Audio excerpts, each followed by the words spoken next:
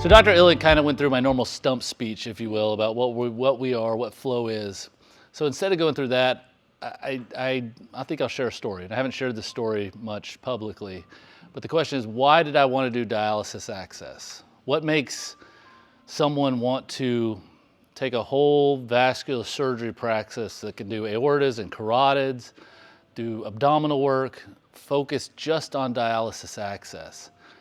And it actually goes back after I'm a Houston boy. I went to A&M, went to UT for med school, North Carolina for residency, went up to Boston for fellowship, but I always knew I wanted to come back home.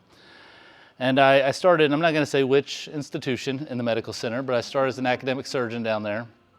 And one day a patient came in. Her name was and she had a thrombosed access, a clotted graft, which means that she couldn't get dialysis and we needed to do something emergently. And so we spent a little bit of time in there getting it open, and I was pretty excited about it, right? We fixed something. I'm a new, fully trained surgeon out in the real world after years of training. And I went and told one of my partners about it. And I said, hey, we got that lady's access open. She's gonna be good now. And he said, meh, dialysis access. And I said, well, what does that mean? He said, it doesn't make any money, my man. I ended up spending a little bit of time with, we were able to get her a new access a couple weeks later, got to know her in my clinics. But it was very hard to get her in. It was hard to get her in. She didn't have a car. She didn't have a job. And she was taking care of 2 kids. She had a hard life. And she spent 12 hours a week in a dialysis unit so that she could stay alive. I followed up several times, but eventually I didn't hear from her. And because I had actually spent some time at her bedside, I ended up having, I said, hey, she's missed several follow-ups. Let's talk to her. What happened? Passed away, I found out. And she passed away from a catheter infection. I didn't even know I didn't know she had a catheter placed. I thought we had a graft placed. She had gone somewhere else. Someone else had put in a catheter, and that catheter had been infected. She became septic and she died. So I now have this pretty heightened excitement about coming out of training. And I'm saying, don't be excited about dialysis patients because they're not going to make you much money.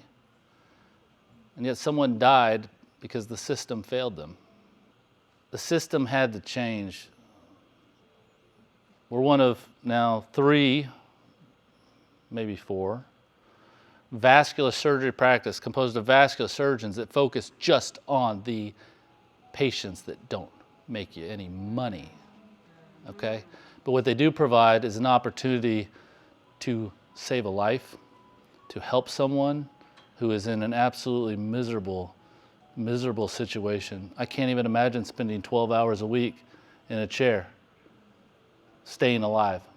When Jewel Monroe came and found me in 2017 with this opportunity, she too had the passion of taking care of patients who are on dialysis with the only reason of taking care of them because we could take care of people who needed it, okay? Again, I promise you, we will do whatever it takes to take care of these patients. We're growing fast. Dr. Illig, he obviously is too humble to share about himself. He is a name that I knew in training, in surgical residency and fellowship. He is a giant of vascular surgery. To be able to have the opportunity to partner with him for the same goal is truly one of my career's greatest moments and opportunities. He's a fantastic lifelong surgeon. I'm even still learning from him. And I've done more of this in the city now over even the last 5 years than probably only 2 or 3 surgeons. But that's the point, is that we want to keep learning. We want to keep doing better. Medicine has not perfected how to take care of these patients, but we're trying. We don't give a damn about money. We care about taking care of people that need it, that truly need it for their lives. So We also welcome criticism, comments, and any way we can do, anything we can do to make the lives of these patients better.